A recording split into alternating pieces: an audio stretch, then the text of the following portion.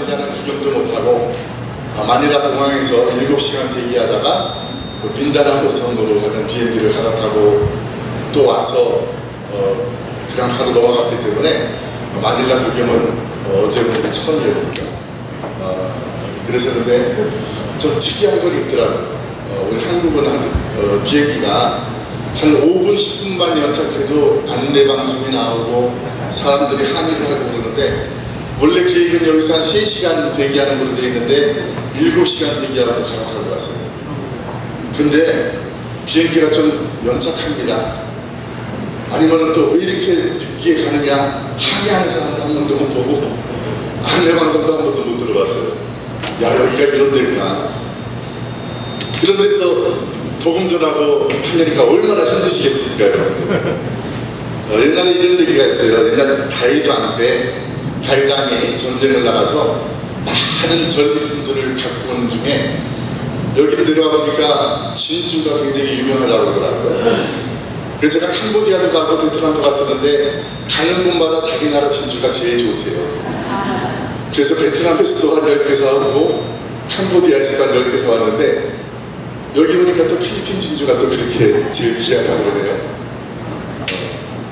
근데 그 다윗왕이 전리품 중에서 큰 보석 원석을 한 개 딱 갖고 왔는데 그 원석을 세금업자한테 아름다운 반지를 만들어라. 근데 그 반지에 가장 좋은 글귀를 한 개 써서 넣어라. 세금업자가 원석을 받아서 반지를 만드는 것은 자기 전문이니까 잘 만들 수가 있었지만은 그 반지를 만들어 놓고 그 반지에다가 무슨 말을 쓸까? 쓸 말이 없잖아요. 무슨 말을 해야 다윗왕이 마음에 흡족해 할까? 자기 생각으로는 아무리 생각해도 무슨 말을 써놓을지 모르겠더라는 거예요.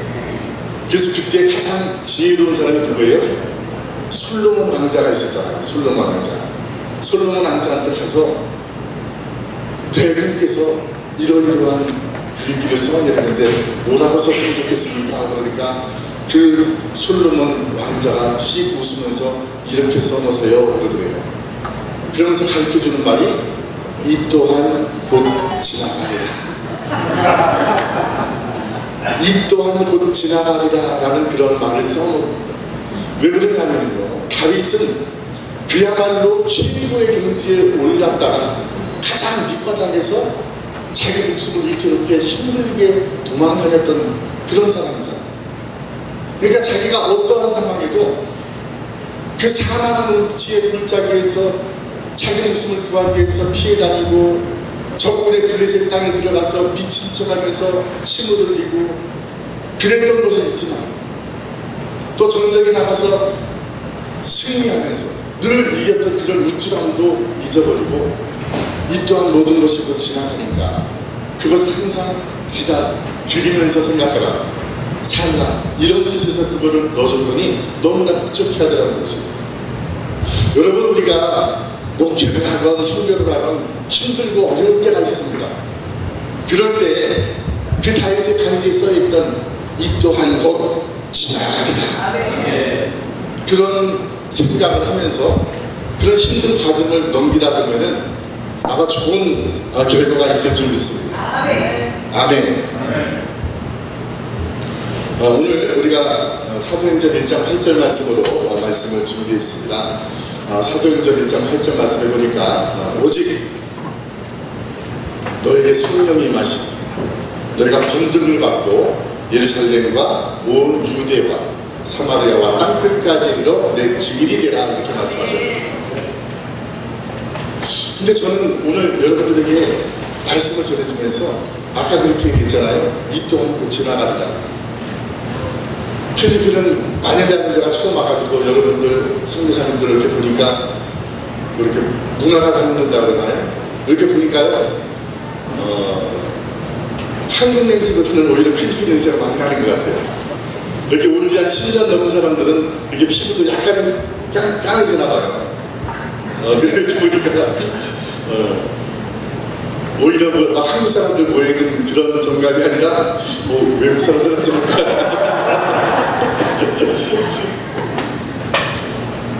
근데 지금 저 뒤에 우리 나오는 우리 서본사님, 우리 이태 목사님, 비서님은요, 한국에 있을 적부터 필리핀 사람이라고 생각했기 때문에 여기 와서 보니까 여러분들하고 똑같이 어저께 엘리베이터 타니까 어떤 설교사님이 영어로 말을 걸더래요. 내가 17층에서 내려야 되는데 20몇 층까지 올라갔다가 다시 내려가는 거라고. 설교사님 잘못 눌렀네요. 그러니까 깜짝 놀라더라고요.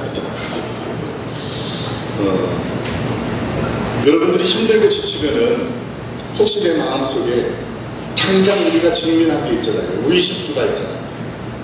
내가 입어야 되고 먹어야 되고 내가 거주해야 되는 것이 우리 인간에게 가장 필요한 것이고 꼭 있어야 되는 것인데 그런 것을 생각하고 또 이거 한국이 아니고 선교지니까 얼마나 힘들겠어요. 나는 선교사 교육 받은 적도 없고 또 한 번 나가보지도 않고 그랬었는데 한국에서 목회하는 것도 힘든데 이 이역만으로 가지고 목회한다는 것이 얼마나 힘들겠냐고요.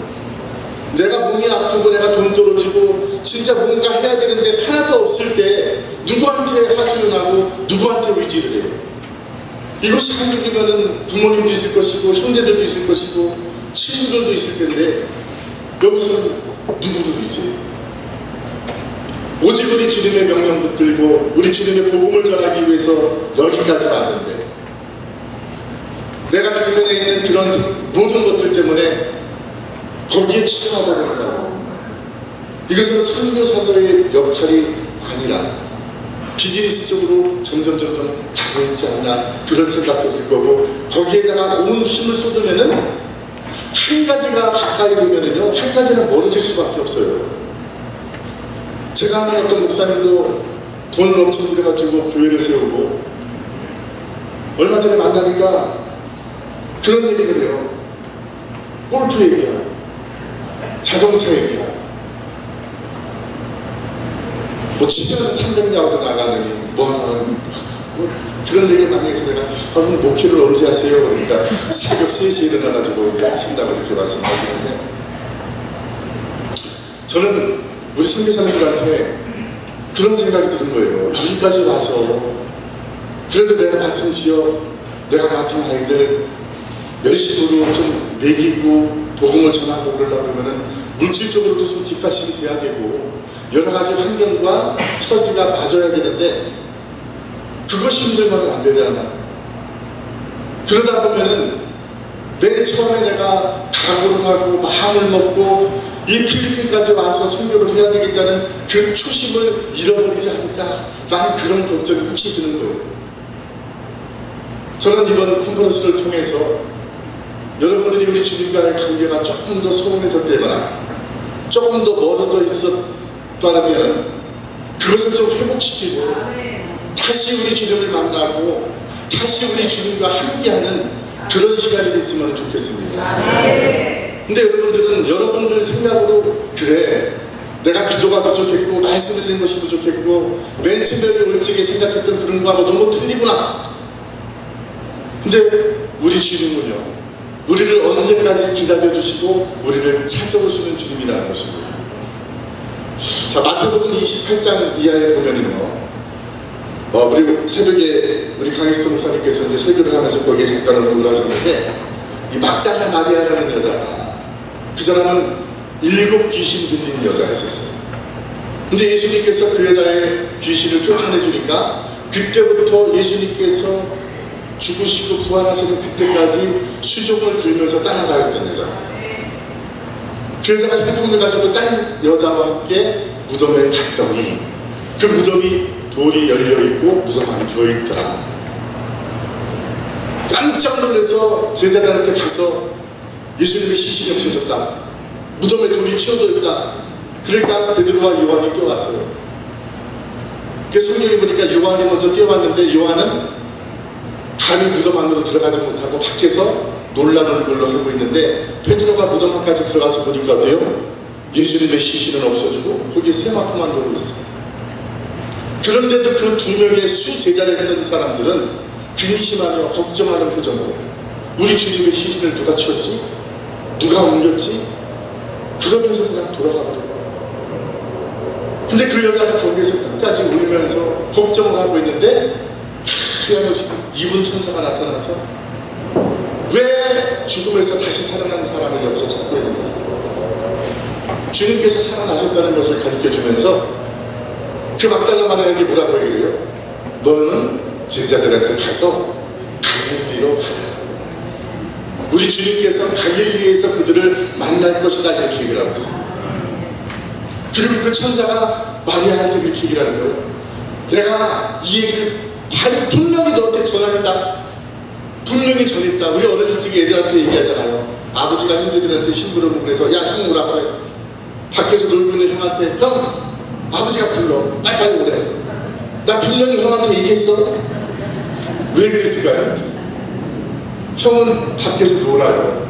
그러다가 나중에 들어가서 너 아까 오랬는데 왜 안 왔어? 언제 오라고 그랬어요? 너 아까 누구 시켜가지고 너 오라고 그랬잖아. 너 안 그랬는데요? 그렇게 시치미를 떼면은 누가 혼나요? 전해줬는데도 혼나는 거예요. 형이 시치미 떼니까. 그러니까 천사도 우리 주님께서 제자들 보고 갈릴리로 가라 그 얘기를 반드시 얘기하라 그러니까 혹시 자기가 잘못 전달할까봐 그 여자한테 나 분명히 너한테 얘기했어 이렇게 얘기를 하는 거예요. 그 여자가 그 얘기를 듣고 제자들한테 알려주고 가는데 주님께서 또 나타나시잖아요. 주님께서 나타나셔서 평안하냐? 그러면서 제자들 보고 갈릴리로 가라고 해라. 거기서 나를 만날 것이다. 이게요 마태복음뿐만 아니라 누가복음에도 나옵니다. 그렇게 많이 나오는 얘기거든요. 부활하신 주님께서 왜 갈릴리로 가라고 했을까? 갈릴리가 도대체 어떤 곳인데 왜 갈릴리로 가라고 했을까? 여러분이 생각해보세요. 이 갈릴리는요 예수님의 제2의 고향이에요. 애굽으로 피난 갔다가 부모님을 따라서 그 갈릴리 지방에 있는 나사렛이라는 동네에서 쭉 성장을 하셨잖아요. 거기서 30년 동안 사시다가 공생이 시작하면서 그 갈릴리에 있는 요단강가에서 세례요한한테 세례를 받으시고 처음으로 기적을 일으킨 그 가나라는 것도 바로 갈릴리에 있는 가나를 얘기하는 것이고 그 제자들을 불렀던 그 바닷가도 바로 갈릴리 호수가잖아요. 누가복음 5장 1절부터 11절까지 말씀해 보면은 베드로와 요한이 우리 주님을 처음 만나는 그런 날이 나오잖아요. 참 희한하게 어릴 적부터 거기 갈릴리 호숫가에서 고기를 잡고 살았던 그 베드로와 요한이 밤이 새도록 그물을 냈는데 물고기 한 마리 잡지 못하는 참 이상한 날이 있었어요. 내 경험으로는 지금 이런 날에 몇 시쯤에 어느 고기 포인트가 있잖아요. 거기다가 그물을 내리면은 고기가 잡히는데 한 마리도 못 잡았어요. 아 오늘은 안 잡히나 보다. 그물을 깁고 씹고 있는데 예수님이 무리와 함께 나타나셔서 베드로 보고 배를 약간 떼기를 원하고 그 무리에게 천국 말씀을 전한 다음에 그 베드로에게 뭐라고 해요? 야 깊은 데 가서 그물을 한번 내려라. 그 베드로는 거기에서 어부로서 벌써 해가 뜨면은 깊은 데 고기가 없다는 걸 다 알고 밤새도록 한 마리 못 잡은 고기를 해가 뜬 다음에 그물 내린다고 잡히지 않는다는 걸 다 알지만 뭐라고 그래요? 밤이 새도록 내가 그물을 내렸지만 한 마리 못 잡았지만 주님의 말씀에 의지해서 내가 그물을 내리리이다. 말씀에 의지해서 그물을 내리니까 그물이 찢어질 정도로 아까 새벽에 말씀하셨잖아요. 그물이 찢어지면 안 된다. 찢어질 정도로 많이 잡혀서 두 배가 잠길 정도로 고기를 많이 잡았어요. 이제부터는 네가 고기 잡는 어부가 아니라 사람 잡는 어부가 되게 할 것이다. 그러면서 주님을 따라갔거든요. 그러면서 그 갈릴리라는 곳에부터 우리 주님의 기적과 이사가 나타나기 시작하고 그 갈릴리 주변으로 점점 퍼져나가면서요 진짜 귀신 들린 자 귀신 쫓아내고 병든 자 낫게 하시고 죽은 자까지 살리시면서 그 주님의 사역이 점점 넓혀지는 것입니다. 그리고 3년 후에 드디어 예루살렘으로 입성을 하게 되는데 그 예루살렘으로 입성한 적에 우리 주님의 마음 상태는 어땠어요? 내가 구속의 그런 완성을 하기 위해서 이제 십자가를 지기 위해서 예루살렘으로 입성하는데 그 당시 제자들의 마음 상태는 우리 주님이 생각했던 거하고 너무나 틀렸다는 것입니다. 내가 어떻게 하면은 우리 주님의 오른편에 앉을까? 나의 서열은 어느 정도 될까? 이제 우리 주님께서 예루살렘으로 입성을 해서 이 땅에 왕이 되면은 나는 어느 자리를 차지하고 있을까? 우리 주님이 가고자 했던 길과 너무나 틀린 길을 제자들이 생각하고 있었다는 것입니다. 우리가 목회를 한번 선교지 나와서 섬기를 한번 맨 처음에 내 생각과 내 각오하고 너무 틀려지게 나가는 그럴 수도 있다는 얘기예요. 죽으면 죽으리라 하는 마음으로 이 필리핀 지역의 많은 영혼들을 구원하기 위해서 사명을 가지고 이곳에 왔는데 여기에 맞닥뜨리는 내 현실이 금전적으로 육신적으로 너무나 힘들고 어려워서 그것을 타개하면 또 그것을 한번 견디기 위해서 세상 일 하면서 하다가 보면 점점 내가 처음에 먹었던, 내가 처음에 각오했던, 내가 받았던 사명하고는 조금씩 멀어질 수도 있을 거라고. 뭐 이것을 탓하는 것이 아니에요. 누구나 다 그럴 수 있고 현실적으로 그럴 수가 있다는 것입니다. 하지만 우리는 다시 한번 이런 기회를 통해서 생각해 봐야 된다는 것입니다. 우리 주님께서 부활하셔서 제자들 보고 갈릴리로 가라, 거기에서 나를 만날 것이다, 이렇게 얘기했다는 것은요, 다른 게 아니라 다시 시작하자는 얘기예요. 우리의 사역이 갈릴리로부터 시작했는데 이제 그 갈릴리로부터 다시 시작하자예요. 다시 시작하자. 우리 주님은 힘들고 지치고 어려운 나의 처지를 하시고 나를 찾아오시는 분이시죠. 요한복음 21장 이하에 보면은 누가복음 5장 처음에 주님을 만났을 때와 너무나 똑같은 장면이 나오지 않습니까? 그날도 예전에 주님을 처음 만났던 그날처럼 밤새도록 그물을 내렸는데 고기 한 마리 못 잡았어요. 그날도 빈 그물로 나와서 참 이상한 날이다. 아마 마음속으로는 그런 생각 안 났겠습니까? 옛날에 우리가 주님 처음 만났던 날도 밤에 새도록 그물을 내렸는데 한 마리 잡지 못했는데 오늘도 그러네? 어쩌면 그렇지? 그런데 아까 목사님이 설교했듯이요, 요한이 먼저 가야 베드로는 배에서 뛰어내려서 우리 주님 앞에 쫓아가고, 우리 주님께서 뭐라고 하래요? 얘들아, 고기 한 마리 못 잡았냐? 그물을 배 오른편에 내려봐라. 3년 전에 깊은데 그물을 내리랬던 그 명령대로 그물을 배 오른편에 내리니까 그야말로 153마리의 물고기가 잡히는 그러한 일이 벌어지게 되는 것입니다. 우리 주님께서는 제자들에게 뭐를 보여줬어요? 십자가를 보여줬습니다. 처음에 내가 진 십자가, 너희들도 나를 따르려면 너희를 분하고 자기 십자가를 지고 나를 따라가라. 십자가를 보여준 우리 주님께서는 제자들이 다 보는 데서 또 뭐를 보여주셨냐면 부활을 보여주셨습니다. 사망 원세를 이기시고 죽은 자 가운데서 유일하게 다시 살아나신 그 부활의 모습을 보여줬고, 이 요한복음 21장 그 갈릴리 호수변에서 그 제자들을 사랑하는 마음, 사랑을 보여주셨습니다. 주님의 십자가와 부활과 사랑을 보여줌으로써 제자들이 이제는 3년 전에 주님을 따라가면서 변질되고 그랬던 그런 제자들이 아니라 내 목숨을 내놓고 죽기까지 순종하면서 순교하면서 우리 주님의 복음을 전했던 그런 제자들로 변모가 되는 것입니다. 우리 주님께서는 그들에게 네가 나를 사랑하느냐? 네가 나를 사랑하느냐? 네가 나를 사랑하느냐? 이렇게 3번을 다 물어보십니다. 그리고 그들이요, 다시 예루살렘을 향해서 발걸음을 옮기는데 예전에 3년 걸려서 예루살렘으로 들어갔던 그 길이 이제 40일 동안 걸려서 올라갑니다. 40일 동안 그 길을 쭉 걸으면서 그 제자들이 이 세상에서 내가 무언가를 해야 되겠다 이런 생각이 아니라 주님의 십자가도 보고 그 십자가에서 부활하신 그 주님도 만나고 그 주님의 하나님 사랑을 내가 느끼면서 내가 그야말로 복음을 위해서 목숨을 내던지고 죽기까지 순종하리라는 그런 마음으로 예루살렘으로 다시 올라가시고, 예루살렘으로 올라가면서 마지막에 500여 명이 보는 데서 우리 주님께서 그 제자들에게 이렇게 명령을 하십니다. 너희는 예루살렘을 떠나지 말라. 하나님께서 너에게 약속한 것을 기다려라.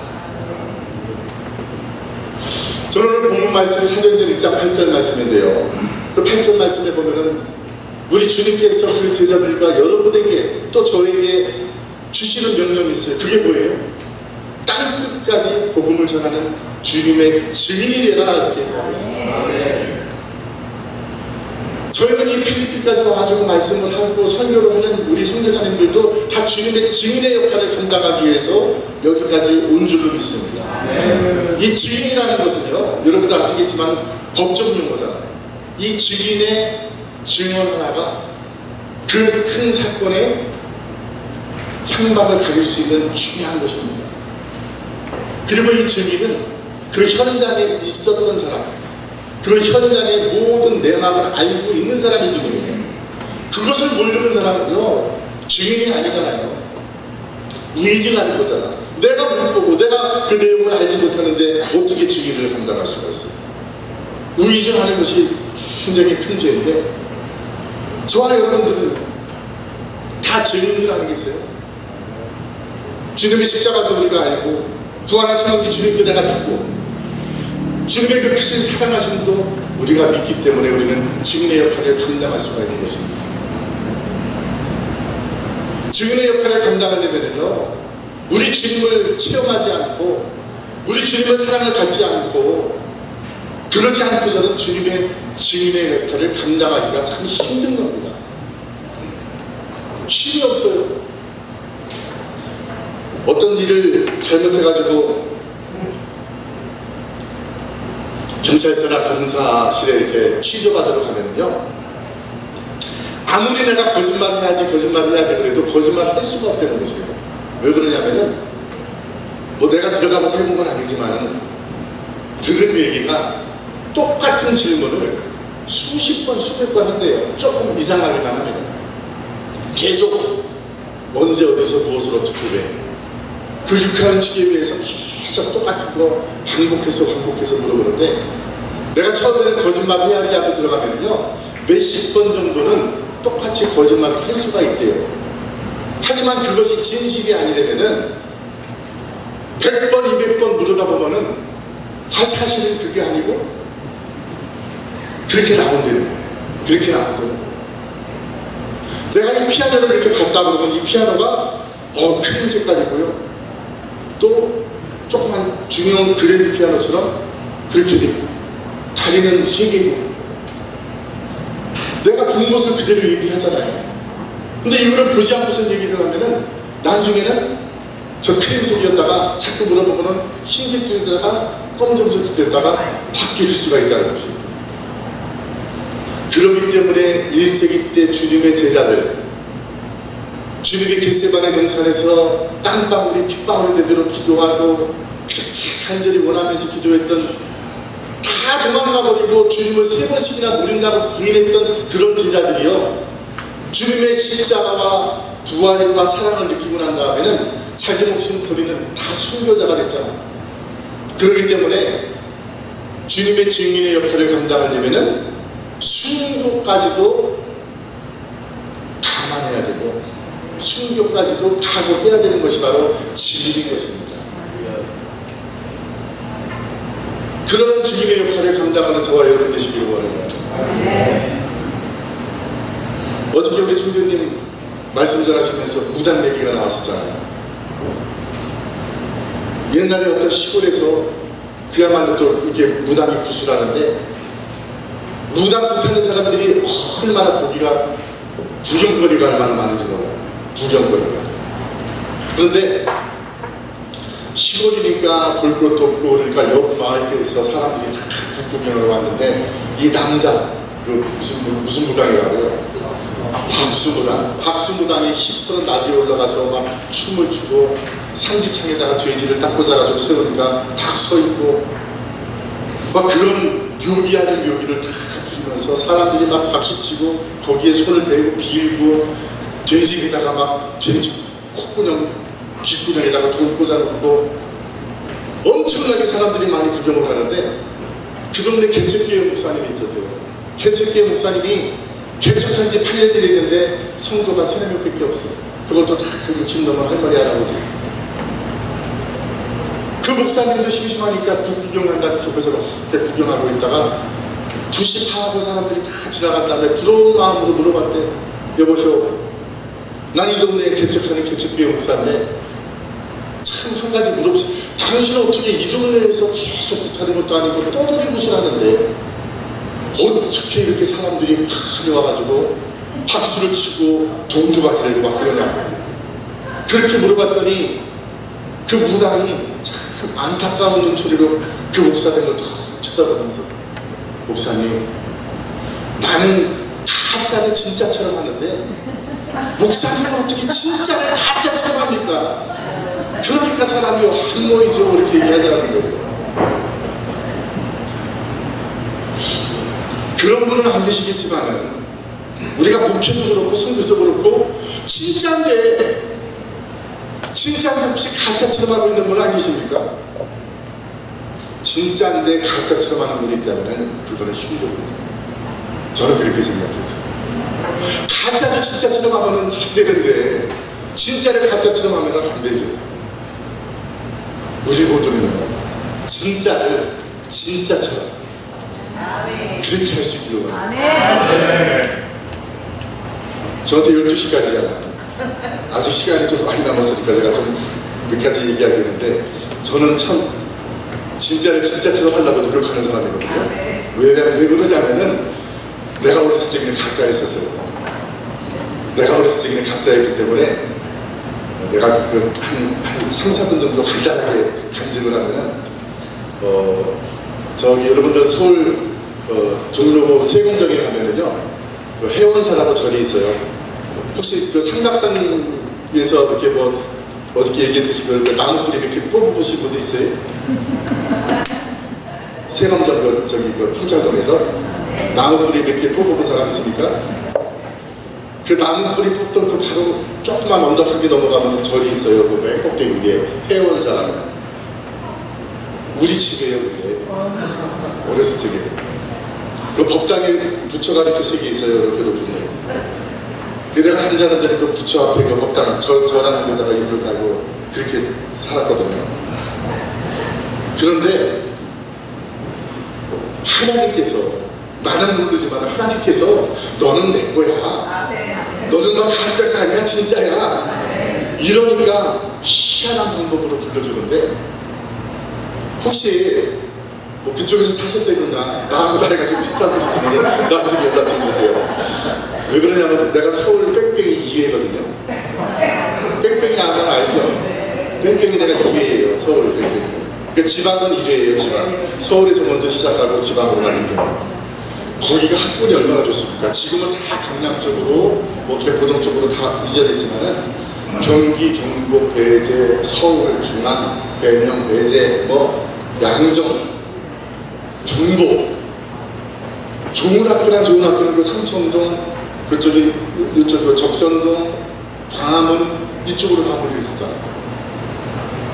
뺑뺑이를 딱 돌렸는데 내가 8번 나왔어. 지금도 기억해요. 8번 나왔는데 8번이 어디지 하고 저는 나중에 보니까 만리동 아시죠 여러분들? 서울역 뒤에. 서울역 뒤에 보면 만리동 꼭대기 거기 학교가 아주 건물은 멋있게 들어갔어요. 성처럼 예루살렘 성처럼 시온 성처럼.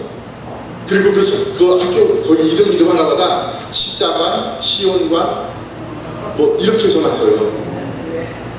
거기를 제가 중학교 입학하는 날 날씨도 추웠는데 우리 형님이 내 손을 붙잡고서 이렇게 산꼭대기 올라가서 입학신발 탁 하고 서 있는데 다른 학교 입학할 적에는 애국가를 부르든지 교과를 가르쳐 주잖아요. 근데 희한한 노래를 부르게 되는 거야. 그래서 나 지금도 그것을 기억하고 있어요. 시온의 영광이 빛나 같이 어둡더니 땅이 밝아오네. 이 노래를 가르쳐주는 거예요. 그 학교가 그 당시만 해도요 똥똥똥똥 소문난 학교거든요. 옛날에는, 지금은 하늘이라는 학교로 바뀌었는데 옛날에는 균명이었었어요. 그 학교가 필드학기는 잘하고, 그런데 있던 학교가 아주 머리가 좀 무거운 사람들이 막 연가고 그래서 굉장히 그랬을 것 같은데, 거기에서 찬송가를 가르쳐주는 거예요. 3년 동안 저는 그 학교를 다니면서요, 찬송경연대회, 성경 암송대회, 추수감사절, 부활절, 크리스마스, 이때는요 학교 강당에서 전 학생들 다 모아놓고 한 5,000명 정도 되는 학생을 앉혀놓고 저는 거기에서 이렇게 예배드리고, 저는 그 뒤로도요 우리 가족들은 다 교회 다니고 그랬어도 저는 진짜 세상이 너무 좋아서 나중에 교회를 오게 됐는데, 세상에서 살면서 어렸을 적에 한번 나한테 이렇게 딱 각인되었던 거는요, 안 잊어버리죠. 내가 세상에서 사회생활 하면서 힘들고 어렵고 또 마음이 공허한 적에 생각나게 하는 거예요. 야, 내가 중학교 들어갈 적에 거기서 내가 3년 동안 교회도 열심히 다니고 하나님의 말씀을 많이 들었는데, 내가 언젠가는 교회 나가야 되는 거 아닌가? 언젠가는 교회 나가야 되는, 이런 생각이 나를 계속 붙잡고 있는 거예요. 그래서 사실은 이 어린아이들한테 교육을 시키는 것이 그렇게 중요합니다.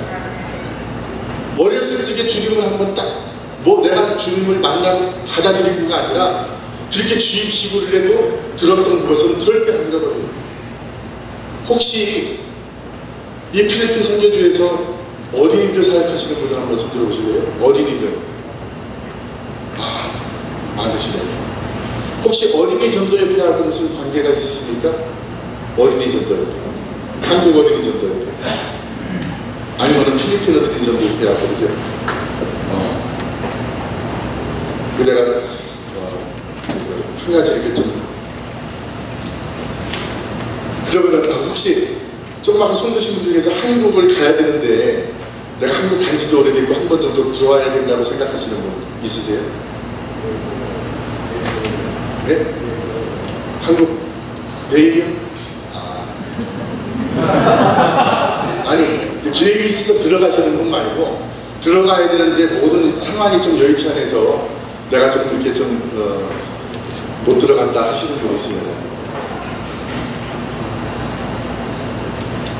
왜 그러냐면 저는 한국 어린이 전도협회에서 일을 많이 하고 있습니다. 어린이 사역을 좀 굉장히 많이 하고요. 어린이 사역하는 그 교회들을 이제 많이 이렇게 후원을 하고 그러고 있고, 혹시 좀 관계가 되시면은 한번 문의를 해주세요. 6월 4일부터 7일까지 그 증도 아세요? 신안 앞바다 증도에 보면은 그 문중경 전도사라고 있잖아요. 그 문중경 전도사 기념관이 한 5, 6년 전에 새로 아주 멋있게 졌어요. 그 문중경 전도사 기념관에서 국내외 개척교회 목사님들, 힘든 목사님들 한 150명 정도 부부로 모여서 3박 4일 동안에 이렇게 힐링을 하는 그런 시간을 갖는데, 예산을 한 4천만 원 정도 가지고 그냥 이렇게 잘 섬기고 이렇게 하는 그런 프로그램인데, 거기 주 강사가, 여러분들 고구마 전도한 혹시 아세요? 네, 김기동 목사. 그 사람이 LA에서 지금 목회를 하는데, 그분이 지금 전 세계 다니면서 선교사님들 컨퍼런스를 많이 해요. 필리핀에서도 했던 걸로 알고 있는데, 그분이 이제 우리 주강사로 오고, 그리고 이제 이필재 선교사님인가? 그분이 또 이제 우리 그때 이제 강사로 오셔가지고 말씀을 전하는데, 그 프로그램이 굉장히 괜찮아요. 그래서 혹시 내가 뭐 능력이 없으니까 많이는 못하더라도 한 2분 정도, 부부로 2분 정도 6월 4일부터 7일까지 내가 한국에 와서 참석할 수 있다 하는 분들은 제가 개인적으로 경비를 해서 한번 섬기도록 한번 하겠습니다. 나중에 끝난 다음에 연락을 주시면은 제가 구체적으로 한번 말씀을 드리겠습니다. 그런 분 있으면 나중에 좀 연락을 좀 해주시면 좋겠고요. 말씀을 이어가겠습니다. 자, 우리가 주님의 증인의 역할을 감당하려면은 그냥 이렇게 주님의 증인의 역할을 감당할 수 있는 게 아니라 자격이 있어야 돼요. 어저께 우리 총재님도 설교하시면서 말씀했지만은 증인은 아무나 할 수 있는 것이 아닙니다.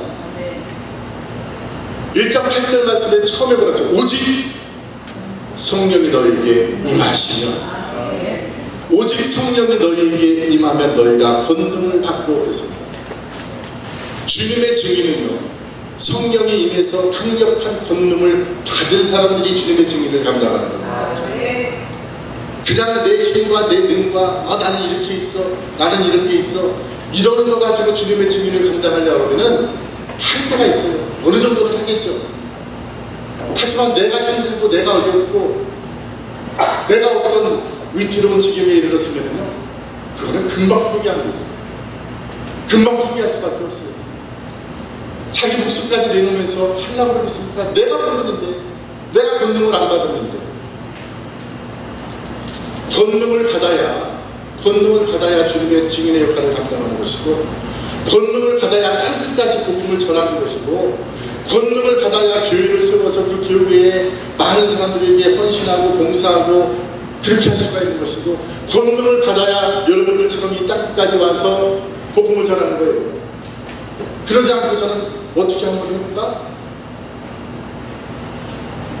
그냥 필리핀에 영어권이고 이세 교육하는데 좋고 그냥 겸사겸사 하지 뭐. 힘들겠죠. 얼마나 힘들겠어요. 그래서 우리는 꼭 성령을 체험해야 되고 성령의 권능을 받아야 되는 것입니다. 만약에 나는 옛날에 다 체험했어, 뭐 그랬어, 그랬다고 하더라도 오늘 키포인트는 그동안에 내가 알았던 주님, 내가 그동안에 같이 함께 했던 주님, 그런 주님과 나 사이가 혹시 이렇게 좀 소원해졌고 혹시 이렇게 좀 멀어져 있다면은 이번 기회를 통해서 더 가깝게 가자. 식사하면서도 제가 이렇게 설교사님들 말씀하시는 거 보니까 그런 말씀 많이 하시더라고요. 우리 사무총장님 어저께 여기서 기도인도 하시느라고 참 진짜 막 땀도 많이 흘리시고 열심히 기도인도 하셨는데, 제가 맨 뒤에서 같이 기도하면서 여러분들 이렇게 보니까요, 진짜 뜨겁게 기도하시더라고요. 진짜 뜨겁게 기도하시더라고요. 그리고 어떤 분이 오늘 아침에 식사하시면서, 목사님, 내가 그렇게 부르짖어 기도하고 그렇게 큰 소리로 기도한 거 얼마만인지 모르겠어요. 얼마만인지 모르겠다. 그래도 한 번 정도는 이런 게 있어야 되지 않겠어요? 진짜 우리 주님을 크게 부르면서 마음속에서부터 우러나오는 가식된 것이 아니고 진짜 주님께 부르짖어 기도하며 지금 내 처지와 내 입장을 우리 주님께 그대로 알리고, 나만의 힘으로는 해결할 수 없으니까 우리 주님께서 해결해달라고 간절히 부르짖어 기도하는 그런 시간이 좀 자주 있어야 되는데, 이렇게 성교사님들 이렇게 모여가지고 여기서 그렇게 하는 게 얼마나 좋아요. 근데 또 여러분들이 다 성교지로 흩어지게 되면은 또 하나하나 힘을 합쳐가지고 기도할 수 있는 그런 계기가 잘 안 될 거 아니에요. 그래서 이런 컨퍼런스를 통해서 내 영이 살고 이 선교주에서 선교하는 그런 모든 것들이 좀 힘을 얻고 탄력을 얻어서도 할 수 있는, 그랬으면 좋겠다는 생각이 들고요. 그러기 위해서는, 증인이 되기 위해서는 성령의 권능을 받아야 된다는 건데, 보세요. 성령 받은 것은 사도행전 2장 1절부터 나옵니다. 오순절 마가의 다락방에서 120문도가 서로가 합심해서 기도를 하지. 그럴 적에 하늘로부터 급하고 강한 바람 소리 같은 것이 불의 혀같이 갈라지는 것들이 사람 머리 위에 있어가지고 성령이 임했는데, 너희들은 땅끝까지 있는데 복음의 증인이 되라 말씀하신 것은 1장 8절 말씀이에요. 1장 8절 말씀에서는 증인이 되라, 2장 1절부터는 성령이 임했는데 그 사이에 뭐가 있냐면은 사도행전 1장 14절 말씀이 있습니다. 자, 우리가 사도행전 1장 14절 한번 다 같이 찾아볼까요?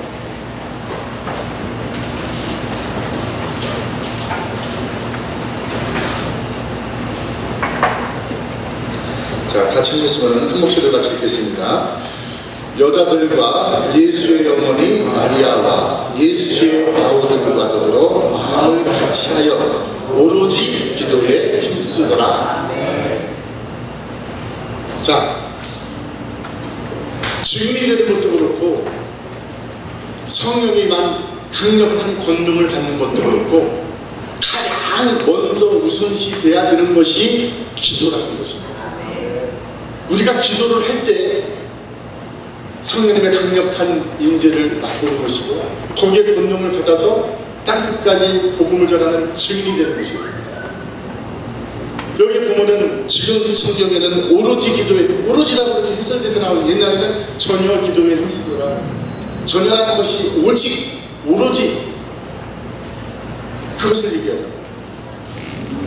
그들이 모여가지고 간절히 오로지 기도에 힘썼을 때 바로 성령의 권능을 받는 겁니다. 역시 선교사님들은 대단하시더라고요. 한국의 기도원 집회 가면은 기도원이 많이 안 모입니다, 여러분. 요새는 큰 기도원도요 없어요. 근데 옛날에 이 정도 모여가지고 어저께처럼 이렇게 뜨겁게 30분 이상 기도하면은요 벌써 방언 터지고 쓰러지고 하는 사람들이 꽤 있었거든요. 근데 선교사님들은 벌써 다 체험을 하고 다 알았기 때문에 진짜 뜨겁게 기도만 했지 그런 분들이 하나도 없더라고요. 왜? 벌써 다 체험을 하는 분이기 때문에. 근데 여기에서 보면은 기도의 유형을 두 가지를 우리에게 가르쳐 주는데 그게 뭐냐면은 온 힘을 다해서 기도하는 것, 온 힘을 다해서 기도하는 것과 지속적인 기도를 보여줍니다. 그러니까 우리가 기도를 할 적에는요 합심을 해서 온 힘을 다해서 기도를 해야 되고 또 그 기도를 그냥 잠깐 하고서는 또 쉬고 끝이고 그것이 아니라 지속적으로 우리 주님의 권능이 나한테 임할 때까지 지속적으로 그렇게 하는 것입니다. 120분도도 마가의 다락방에서 열흘 동안 기도하다가 성령의 체험을 받았잖아요. 그래서 우리가 기도할 적에는 진짜 집중을 해서 그 기도할 적에 웬만하면은 성도들이나 아이들이나 내 기도하는 시간 방해받지 않도록 그렇게 기도를 집중적으로 하면서 또 한 가지는 지속적으로 기도를 할 때 그럴 적에 성령님의 강력한 임재가 나타나고 그 권능 받아서 우리가 주님의 증인이 될 줄 믿습니다. 저는 오늘 필리핀 그 선교 현지에 와서 여러분들 만나 뵙게 되니까 너무나 반갑고요. 제가 여기 오면서 또 여기 와서 또 아까 여기 나오기 전에도 항상 기도하는 것이 우리 주님 늘 함께 하여 주시고 좋은 사람들 만나게 해달라고 기도를 해요. 어디를 가더라도 이런 것을 통해서 귀하고 좋은 분들 함께 할 수 있는 분들을 만나게 해주십시오. 좋은 인연이 되게 해주십시오. 이렇게 기도를 하는데 그런 만남이 됐었으면 좋겠고요. 또 여러분들 큰 힘을 받아서 여기에서 선교하시는 동안에 진짜 선교로 승리하는 여러분들 되시기를 원합니다. 그리고 꼭 우리 사무총장님이나 총재님을 통해서 또 자주는 아니더라도 이런 기회를 만드실 수가 있다면 꼭 다시 한번 뵙기를 원합니다. 여러분들 사랑합니다.